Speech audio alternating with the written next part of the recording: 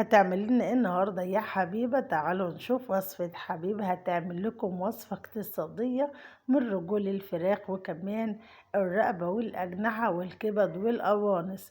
وصفة اقتصادية جدا وكمان مش هتكلفكوا حاجة.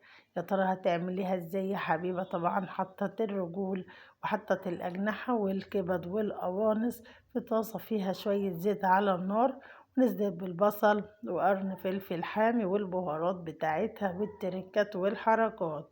بصراحة تسلم ايدك يا حبيبتي، بنت مبدعة ومتميزة كالعادة، وكلمتها المشهورة بقى هي اللي بتحلي طعم الأكل. أتمنى الفيديو يعجبكم، ولو عجبكم الفيديو حطوا لايك للفيديو واشتراك للقناة، كمان فعلوا الجرس على الكل علشان توصل لكم كل الإشعارات الجديدة. وصفاتها سهلة وبسيطة واقتصادية وعلى قد الإيد.